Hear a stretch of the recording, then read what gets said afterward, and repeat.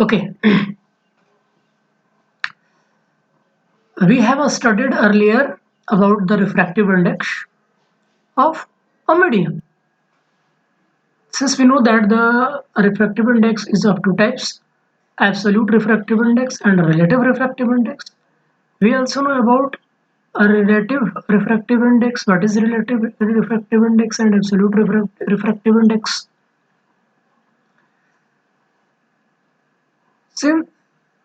Since mu21 it is arrayed as, मैंने यहाँ पे लिखा है कि mu21 बराबर क्या है, refractive index of medium 2 with respect to medium first. तो यही मैंने लिखा है इस, और ये कैसे डिफाइंड होता है, रिफ्रैक्टिव इंडेक्स डिफाइंड होता है velocity of light in medium, जिस मीडियम से अगर प्रकाश की रे, लाइट रे जिस मीडियम से, जिस मीडियम फर्स्ट से अगर मीडियम 2 में जा रही है, तो रिफ्रैक्टिव इंडेक्स डिफाइंड होता है velocity of light in medium first divided refractive velocity of light in medium second. ठीक है ना। तो हमने यही डेफिनेशन लिखा है, mu21 is velocity of light in medium first divided by velocity of light in medium 2। हम इसी चीज को ऐसे लिख सकते हैं ना, mu21 c upon v upon c upon velocity of light in medium 2 upon c upon velocity of light in medium first. अगर आप इसको सॉल्व करेंगे तो देखेंगे कि यही आएगा, ये जो दिया गया है। ये क्या होगा, अगर इस c को कैंसल आउट करेंगे तो ये ऊपर जाएगा और ये वापस नीचे चला आएगा। तो ये कुछ नहीं है, सिंपल सा है, हमने इसी को रीअरेंज किया है विद, हमने क्या किया, ऊपर नीचे c से मल्टीप्लाई कर दिया है और कुछ नहीं किया है, और Vm2 और Vm1 को रीअरेंज किया है। और जरा ध्यान से देखिए कि ये जो c upon velocity of light in medium 2 ये होता क्या है, अगर ध्यान से देखेंगे तो ये एब्सोल्यूट रिफ्रैक्टिव इंडेक्स होता है मीडियम 2 का। हमने देखा था कि अगर दो मीडियम में से कोई एक मीडियम वैक्यूम या एयर हो जाता है तो उसे हम एब्सोल्यूट रिफ्रैक्टिव इंडेक्स कहते हैं। तो यहाँ ये क्या हो गया, mu2, और जरा नीचे वाले को ध्यान से देखिए, c upon v velocity of light medium first, ये हो गया refractive index, absolute refractive index of medium first. Then mu21 is, ये इक्वल हो जाएगा mu2 अपॉन mu1 के, जहाँ mu2 है absolute refractive index of medium second and mu1 is absolute refractive index of medium first. Okay, तो यहाँ क्या हो गया, ये हो गया रिलेशन। रिलेशन आप चाहे तो इसको पहले भी ले सकते हैं, relation between absolute refractive index, absolute refractive index and absolute refractive index and relative refractive index, इन दोनों के बीच ये रिलेशन हो गया। ठीक है ना। अब हम इसी चीज को जरा, इससे हम कुछ और कंक्लूजन निकालते हैं। क्या, सपोज ये आपका इंटरफेस है, ये एयर मीडियम है, ये वाटर मीडियम है, लाइट एयर मीडियम से वाटर मीडियम में ट्रेवल कर रही है, और ये मान लीजिए एंगल ऑफ रिफ्रैक्शन आई है, ये एंगल ऑफ रिफ्रैक्शन आर है। ठीक है, तो आपका स्नेल्स लॉ क्या कहती है, स्नेल्स लॉ ये कहता है कि एंगल ऑफ इंसिडेंस का साइन और एंगल ऑफ रिफ्रैक्शन का साइन का अगर रेशियो लिया जाए तो वो हमेशा कांस्टेंट होता है, उसी कांस्टेंट को हम लोग रिफ्रैक्टिव इंडेक्स कहते हैं। That means mu21 upon mu1 बराबर हो जाएगा sine I upon sine R. अब हमने बताया था ऑफलाइन वाली क्लास में कि इसी चीज को अगर रिवर्स कर दे, सपोज लाइट रे अगर इधर से जा रही हो, मतलब मीडियम 2 से मीडियम 1 में जा रही हो, और ये अगर R हो और ये अगर I हो, तो यहां से क्या हो जाएगा, mu21। अब ऐसा नहीं है कि हम इसको ऐसे अब तो आप कहेंगे कि ये अगर अगर तो इस केस में ये I हो जाएगा, इस केस में ये R हो जाएगा, देन अगेन mu21 बराबर sine A upon sine R. Actually ये ऐसा नहीं है, हमको यहां से लेना है इस वाले डेफिनेशन से। ठीक है ना। तो refractive index of medium first with respect to 2 ये बराबर हो जाएगा, जस्ट इसी का रिवर्स होता है sine I upon sine R. ठीक है ना। तो आप क्या करें, यहाँ से अब इन दोनों को मल्टीप्लाई करें तो देखेंगे क्या कि ये 1 आता है। दैट मीन्स क्या होता है कि अगर कोई लाइट रे किसी एक मीडियम से दूसरी मीडियम में जा रही हो तो इसका रिफ्रैक्टिव इंडेक्स कुछ आएगा। अगर मीडियम सेम हो और लाइट रे को हम रिवर्स कर दें, दैट मीन्स अब लाइट रे को इस मीडियम से वापस उस मीडियम में ले जा रहे हो तो इस मीडियम का रिफ्रैक्टिव इंडेक्स, तो अगर आपको पहले केस में रिफ्रैक्टिव इंडेक्स दिया गया हो, अगर पूछा जाए कि इस वाले मीडियम का रिफ्रैक्टिव इंडेक्स निकालिए तो सिंपली इस मीडियम के रेस्पेक्ट में, याद रखिएगा, ऐसा नहीं कि आप मीडियम चेंज कर दें। तो मीडियम 2 का मीडियम फर्स्ट के रेस्पेक्ट में रिफ्रैक्टिव इंडेक्स ये होता है।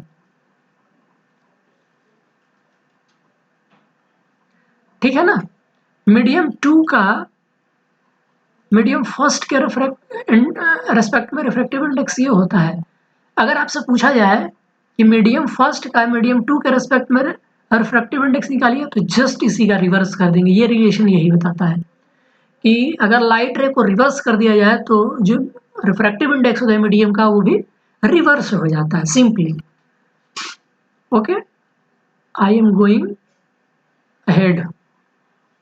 अब यहीं पे हमने एग्जांपल ले लिया है कि अगर हम मीडियम 2 को वाटर लें, मीडियम 1 को एयर लें, तो हमने कैलकुलेट किया था कि refractive index of water with respect to air 1.33 आता है। तो यहाँ से आप कैलकुलेट करके निकालिए कि refractive index of air with respect to water क्या आता है। बहुत ही सिंपल सा सवाल है, इस रिलेशन का इस्तेमाल करके आप कैलकुलेट कर सकते हैं। ओके, अब हम लोग क्या पढ़ते हैं, अब हम लोग पढ़ते हैं refraction through more than 2 media. अब कोई लाइट रे एक से ज़्यादा मीडियम से होकर के ट्रेवल कर रही हो तो उस केस में जो इस मीडियम का ये फर्स्ट मीडियम है, ये सेकंड मीडियम है, ये थर्ड मीडियम है, ये फोर्थ मीडियम है। तो इस मीडियम और इस मीडियम इन दोनों का रिफ्रैक्टिव इंडेक्स निकालिए और ये एयर मीडियम है और ये भी एयर मीडियम है। ओके, तो उस केस में हम देखते हैं कि रिफ्रैक्टिव इंडेक्स के बीच क्या रिलेशन होता है। अब यहाँ ध्यान दीजिएगा कि ये जो जब लाइट रे पहले इंटरफेस पे इंसिडेंट हुई थी तो इस एंगल को हमने लिया है I1, इंसिडेंट एंगल I1 है, ये रिफ्रैक्टेड एंगल R1 है। ध्यान दीजिएगा ध्यान से सब, ये वाला इंसिडेंट रे हो जाएगा तो इसको हम लिया है I2। अब यहाँ स्पेस उतना नहीं है इसीलिए मैंने ठीक ढंग से लिख नहीं पाया है। आप ध्यान दीजिएगा, ये जो एंगल है इस एंगल को हमने लिया है I2। अगर ये इंसिडेंट एंगल I2 हो गया तो ये जो होगा ये R2 हो जाएगा रिफ्रैक्टेड एंगल। ठीक है, और अगेन इस एंगल को हमने I3 लिया है तो ये वाला एंगल क्या हो जाएगा R3 लिया है। अब चलिए, अब हम बारी बारी से एक एक मीडियम का रिफ्रैक्टिव इंडेक्स निकालते हैं विद रिस्पेक्ट टू दूसरे मीडियम के। तो अब जरा देखिए ध्यान से, refractive index of medium 2 with respect to medium first, तो ये क्या हो जाएगा sign I1 upon sine R1। ठीक है, अब दूसरा refractive index of medium third with respect to medium 2, ये हो जाएगा, अब इस वाले एंगल का इस्तेमाल करेंगे, that means sign I2 upon sine R2। ठीक है, कोई प्रॉब्लम नहीं होनी चाहिए किसी को। अब इस वाले मीडियम का इस मीडियम के रेस्पेक्ट में रिफ्रैक्टिव इंडेक्स निकालते हैं, that means refractive index of medium 4 with respect to medium 3, ये हो गया sign I3 upon sine R3। ठीक है, अब क्या करिए कि इन तीनों इक्वेशंस को मल्टीप्लाई कर दीजिए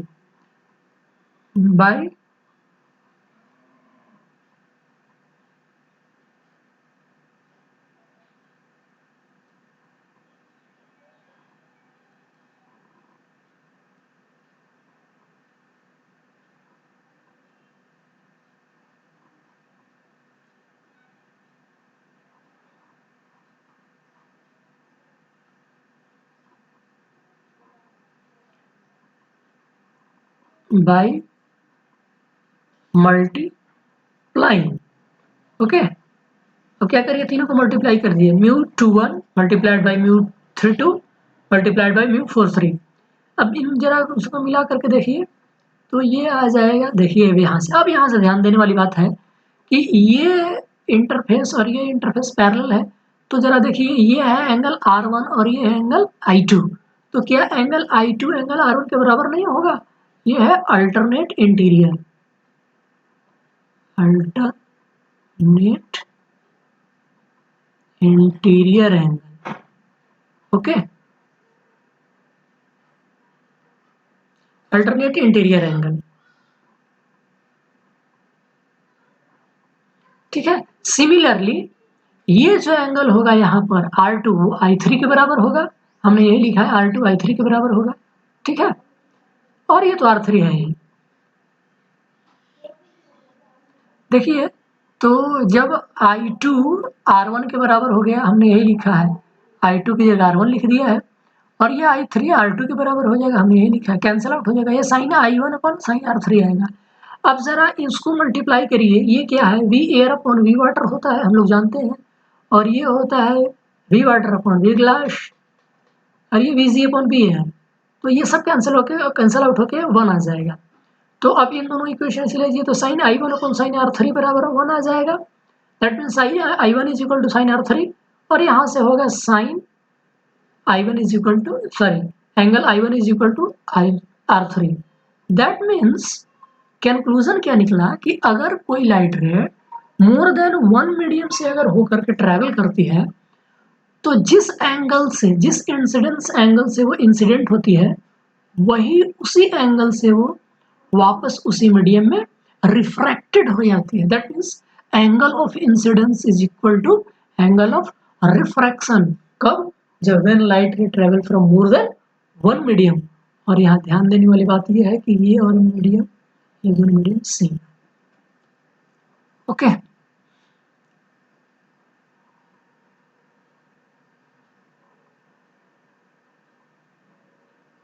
तो ये बात है, आगे हम लोग पढ़ेंगे क्या?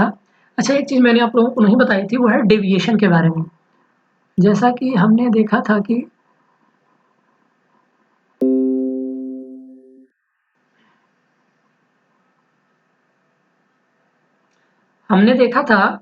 डेविएशन रिफ्लेक्शन ऑफ लाइट के केस में, है ना। अब यहाँ हम देखेंगे डेविएशन रिफ्रैक्शन ऑफ लाइट के केस में, ठीक है। तो मान लीजिए ये लाइट रे इंसिडेंट हो रही है, ये एयर मीडियम है, ठीक है, और ये मान लेते हैं हम ये ग्लास मीडियम है, ओके, ये है आपका ग्लास, ठीक है ना। तो अब ध्यान दीजिए कि इसका ओरिजिनल पाथ क्या है, इसका ओरिजिनल पाथ ये है, अगर इस पॉइंट पर हम परपेंडिकुलर खींचे, नॉर्मल है, तो ये क्या होता है, टुवर्ड्स नॉर्मल बेंड हो जाता है, ठीक है। तो कितना डेविएशन हुआ, ओरिजिनल पाथ ये था, है ना, ये एंगल ऑफ इंसिडेंट है, इंसिडेंस सॉरी, और ये एंगल ऑफ रिफ्रैक्शन है। तो डेविएशन देखिए तो यही हो रहा है ना, यहां से लेके यहां तक, यहां से लेके यहां तक ये डेविएशन है, ठीक है। तो डेविएशन के केस में ये होता है, तो डेविएशन बराबर क्या हो जाएगा यहाँ पे, in case of refraction of light, आप यहाँ लाइट रे को डिनोट कर दीजिएगा, तो ये है डेविएशन। अब देखिए ये एंगल आई है, अब ध्यान दीजिएगा जरा, तो ये एंगल भी आई होगा, जस्ट क्या है कि ये ऐसे है नॉर्मल, और ये ऐसे है, ठीक है, लाइट रे, तो ये एंगल वर्टिकली अपोजिट एंगल क्या हो जाएगा, दोनों इक्वल हो जाएंगे। तो ये एंगल आर है, ये पूरा आई है, तो ये वाला एंगल कितना होगा, आई में से आर घटा दीजिए, I minus R, that means delta here is equal to I minus R simply. तो डेफिनेशन तो सेम रह गई ना, difference between the angle of incidence and angle of refraction is called deviation. The difference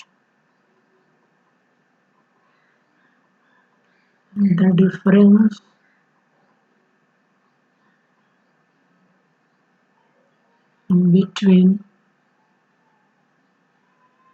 angle of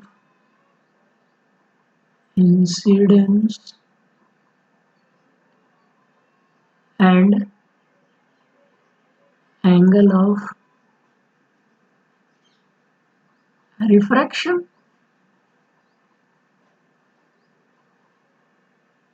is called, यहाँ dotted कुछ नहीं होगा, ये सॉरी,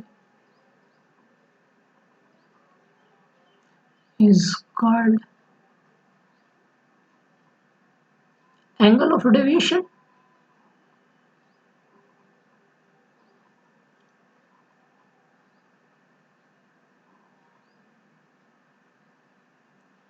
तो ये है आपका कि जब लाइट रे डिफरेंट मीडियम से होकर जाए तो उनके रिफ्रैक्टिव इंडेक्स में क्या रिलेशन होता है, और हमने देखा यहाँ पर डेविएशन के केस में। तो अगर यहाँ पर एंगल ऑफ इंसिडेंस दिया हो तो डेविएशन निकाल लेंगे, या एंगल ऑफ रिफ्रैक्शन दिया गया हो तो डेविएशन निकाल लेंगे, है कि नहीं।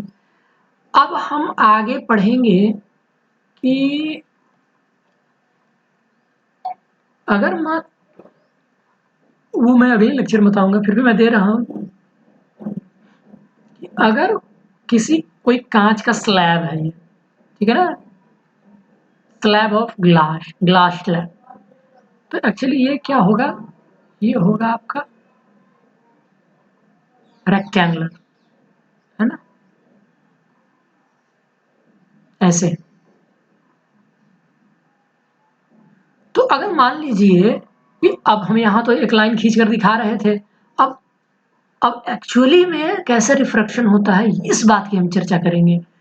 तो अगर मान लो ये एयर मीडियम से ग्लास मीडियम में लाइट रे एंटर कर रही है, तो अगर मान लो कि ये जो थिकनेस है, ये थिकनेस है ना, ये मोटाई ही तो है ना कांच की, मान लीजिए मोटाई टी है, तो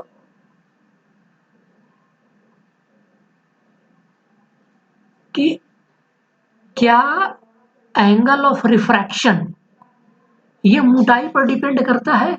कहने का मतलब है कि अगर कांच का स्लैब ज़्यादा मोटा हो तो क्या रिफ्रैक्शन ज़्यादा होगा, कम होगा, क्या होगा, या कि अगर मोटाई घटाए या बढ़ाए तो क्या रिफ्रैक्शन पे असर पड़ेगा, नहीं पड़ेगा।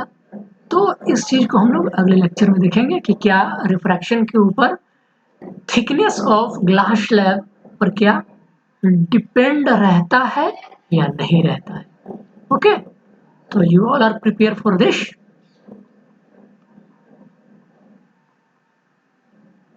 Okay, I am stopping here.